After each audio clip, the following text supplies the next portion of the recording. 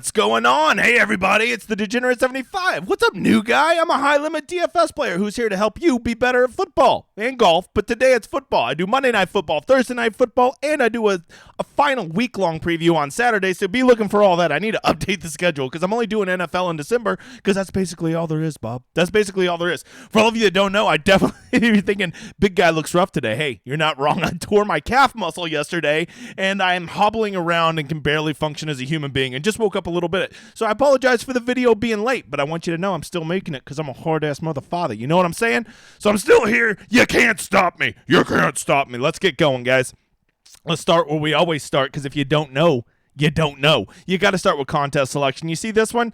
Look, hey, $500,000. You're going to be able to retire tonight. Congratulations. No, you're not. Don't play in it. Don't play in it. If you play in this, I hope you get a lump of coal for Christmas, because that's all you deserve, you donkey dick.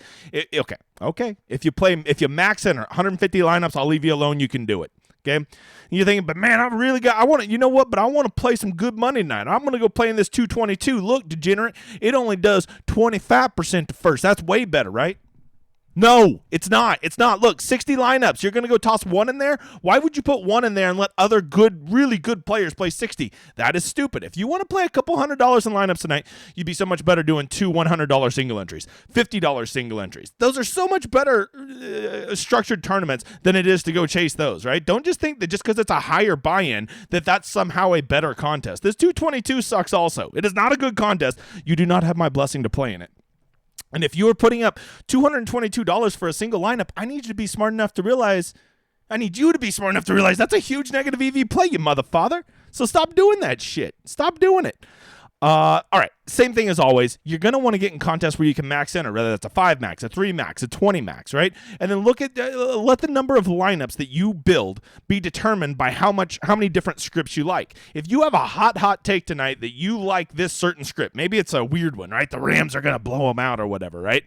Well, then you probably only need to run about 10 variations of that lineup, 5 to 10, and have a player pool consisting mainly of Rams with a few run-back Raider players, right? And if you do that, well, now you say, all right, I really built these 7 lineups I like. Well, now you want to go toss those into 3 maxes and single entries, right? That would be the place. If you got a couple different builds you like, you're going to have a bigger player pool. Maybe you go look at a 20 max or something like that. That's how you do it, you mother father. I'll quit talking about it when everybody figures this the hell out. All right. Hey, go hop in my contest. Completely free. It's week-long. Winner gets a Millionaire Maker ticket with me. We'll build together and go chase $1 million. Second place, free month on the Discord. Worst gifts in the world, let me tell you. Weather tonight, I got to tell you, if you don't know, over on the PGA, I am the weatherman. I can read the weather very well. My instincts tell me weather will be fine tonight. I don't know. Some smart asses may say, well, it's in a dome. Of course it's going to be. I don't care. I still have a feeling it's going to be really good weather in there. So we're gonna run with that. Hey, big guy's almost to 2,100 on YouTube. Give me a like and a sub, you mother father. All right, let's get to what really matters, the news. And if you don't know, my boy Josh Jacobs is really the only big injury that we're sweating for tonight, right? I hurt his calf. Let me just go ahead and tell you, I've been a guy my whole life who's always been like, these guys are such pussies, just get out there and play. Until I had my first injury yesterday where I tore my calf muscle. And let me tell you, now I'm like, this guy's going to die tonight. He is not going to make it. Let's go ahead and let's get the Hearst out and drive him off the field. Don't take him off on the little gator. You take him off on a Hearst. Yeah, so he is expected to play, though, and that's important. Because if you don't know, Josh Jacobs is kind of a badass, and him being in there dramatically changes who becomes good plays for the Raiders, right? He's a usage monster, him and Devontae.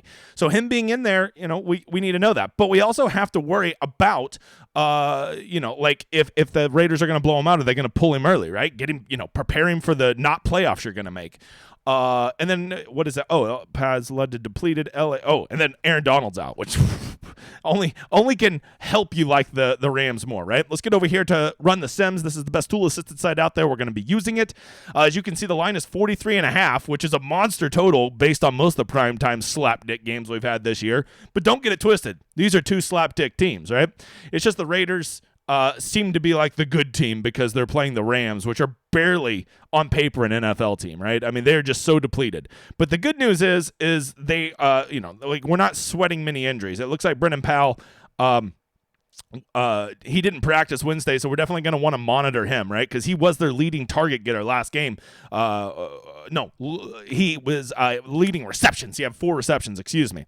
And the big news that we're really going to be waiting, I really encourage you to hop into, we will be doing a live Discord at 6:30 tonight, so hop in there, be doing a stream, because we got to watch this Baker Mayfield news. He has signed with the Rams, and not only has he signed, he is expected to play, and it would not shock me if we saw him play like 90% of the game. And if he plays 90% of the game and you can get a quarterback at less than 10%, that has a chance to be the nuts. He might go out there and suck. It's not like he's been good in a while, which sucks because he's my favorite player, but he's kind of sucked. I'm an objective guy.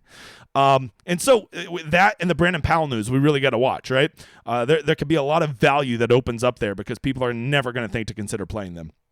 So let's look at the optimals. No surprise that when you run the optimals, the top 4 players are all Raiders.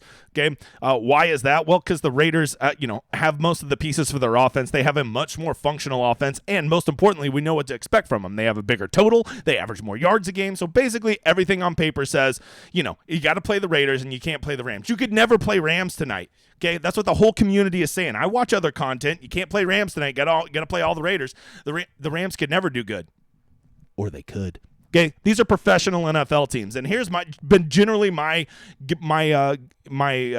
game theory play for as long as I've been doing DFS. When the community agrees on something, my narrative is fuck their narrative. I'll go the other way, and it's worked out pretty well for me because every time somebody thinks that's definitely going to be this, it's not. It's not. And so if everybody is saying you got to play the Raiders, none of the Rams are viable, you can't play them. You know what?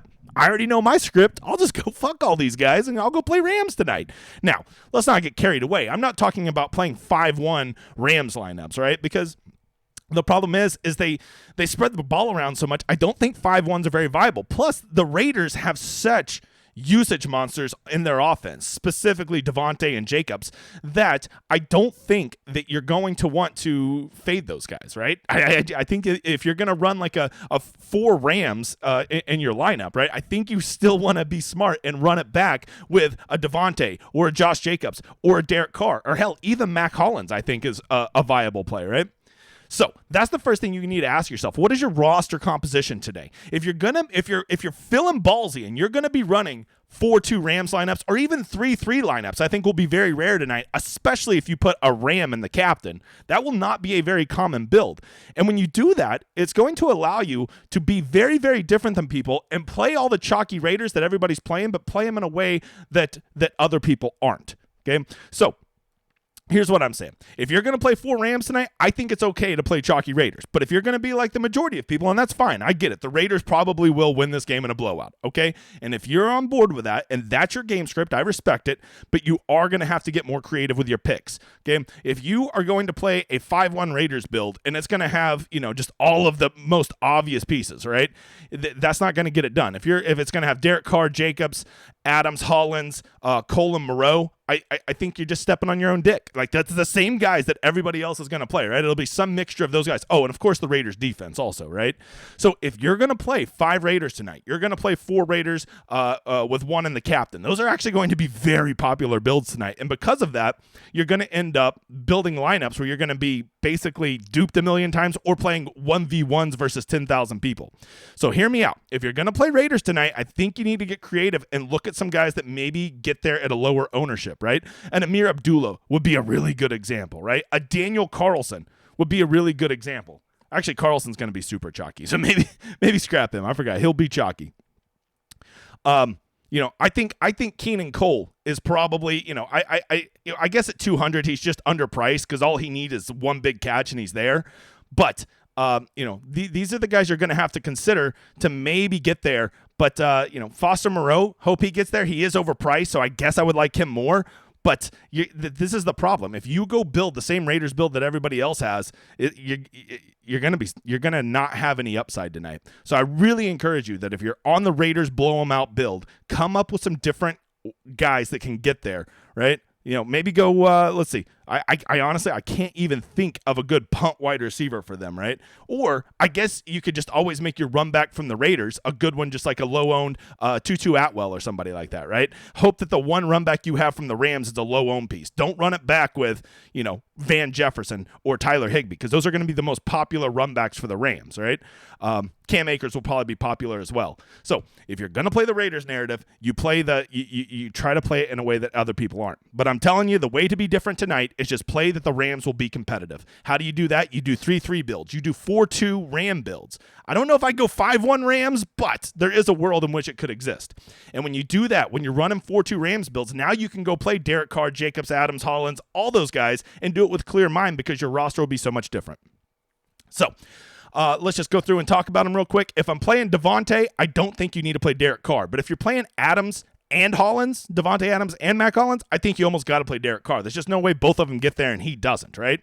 We're going to worry about Josh Jacobs. I think the injury news may keep people off of him a little bit. So, there is a chance he could just break the slate by himself tonight. 2 touchdowns, 120 yards. And if he does that, there's a very good chance that Carr and the wide receivers are going to be greatly diminished because they lose a lot of their scoring upside, right?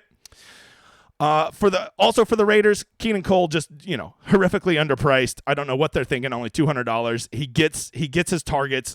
They tend to be down the field. He's kind of a DFS perfect player, but at 25% ownership, if I could just block him out, if I can just block out a quarter of the field and just hope that a slapstick doesn't get there, that's usually what I do. So I think Keenan Cole at 25% is too high to me.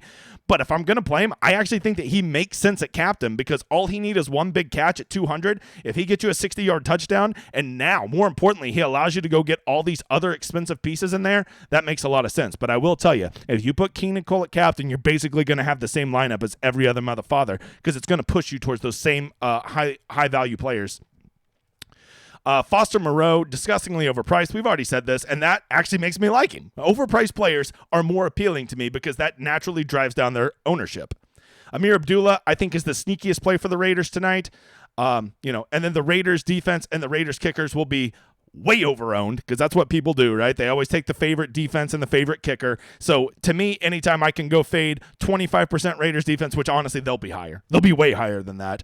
I don't care. And 5,200 is too cheap. And then a 44% owned kicker. Anytime I can fade that, I can. Let's just hope that the Raiders are efficient tonight and they're scoring touchdowns, right? And then Carlson just doesn't get there. Not that I'm not saying they're good plays. They're just not good plays at those ownerships for what I'm looking at, right? I'd rather just go get a nice run back option. And then from the Raiders, the problem is they don't rotate in a lot of guys. So they don't have like that real punt option at receiver that you could really throw in there, right? Even the optimizer says nobody outside of Carlson is even 10% likely to be in the optimals. The Rams tonight, this is where all the value is. In my opinion, Cam Akers, Van Jefferson, Tyler Higbee, Brennan Powell, all very viable. They the problem is if we know who the quarterback's going to be, if Baker Mayfield or who's the other dude again? It's not Wolford. It's slapdick Perkins, right? If those guys can just play functional, these guys now all become mega values, right? Van Jefferson's basically the number one receiver, and at 6,400, if he's going to get 9 targets, he's going to get there, right? So that becomes a very good play. Tyler Higbee at 6,200, a very good play. Cam Akers, if the Rams can keep this competitive, Cam Akers was probably going to have a good game. They are probably running the ball and controlling the clock, and maybe he falls into the box once. Cam Akers becomes a great play. Not to mention, look at the leverage on all of these Rams players, right? See, this is how likely they are to show up in the optimals versus what their ownership's going to be. I think here's the play tonight. Baker Mayfield, if you have stones, okay, if we get some news that he's not going to play, I love Perkins, right? I love the shitty Rams other quarterback, right? Whoever the Rams quarterback is going to be, if we get news that one guy is going to start, I would take a chance that he is going to get off to a good start, and because he's off to a good start, he plays the whole game. That to me, that's just a great leverage. You hardly ever get great leverage on quarterbacks at Showdown, so that is something to consider tonight. Even these punts like Skowronek and Kieran Williams, they have a path to success. They're going to be on the field. And a wise man once told me, you can't score DFS points if you're not on the field, asshole. I was like, okay, I get it. And then the ultimate leverage play is the Rams defense. Can't play them. They don't have Aaron Donald. Or you could. Okay. So just consider these guys, right? Everybody's going to want to build Raiders tonight. You've got to stop thinking about like, oh, I'm so scared that the Raiders are going to blow them out and my lineups are going to suck. You should your goal tonight should be for your lineups to finish fucking first or last. Okay, be proud when you go down in flames and all your lineups are over to the left because you went and chased your game script that you thought could happen and it didn't tonight, right? And all your lineups are way over to the left and they're not even close to the green, right? You're only taking screenshots of those to laugh at yourself, right? But every once in a while, you're going to hit that game script that nobody's on, and now all of a sudden all your lineups are over to the right. Okay, so that's just something to consider. Play to win. And if you don't want to play to win, right? If you want to just not be a GBP bro, I get it. Go play double ups, man. Go check out the double ups. And you can go play all the safe guys you want in those lineups and just hope that some idiots play dumb plays. That's a really good thing to do. Very big on the cash game thing. So there you go. That is the strategy for tonight. I really implore you to be following this Baker Mayfield news. I'm thinking he is going to play a majority of the plays. If he starts, I will personally be all in on him, not because I think he's a good play, but just because I know that this is one of the few times I'll ever get super leverage on a quarterback. He may go out the first 2 drives sucked, and they pull his ass. Okay, well, my lineups are dead. I don't care. I'm playing to win, you motherfucker. I hope you do too.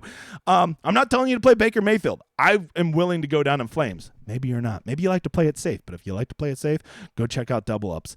All right, hey, come check out my Patreon. It's growing every day. It gets you over on my Discord. Great community. Do special content for them over there. Also, my editor said, hey, start talking about our Instagram and our TikTok. Yeah, look, I have no followers over there, so I'm going to start pushing it every show, you motherfather. So go give me a pity follow. I need to get my Instagram and TikTok up. I'm going to make that editor start putting up videos.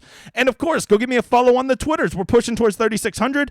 I appreciate you guys being here. I hope you kick some ass tonight. I hope we get some good news. I hope you make some bold plays. I hope you kick some ass, but most of all, motherfather, I hope you enjoy my outro.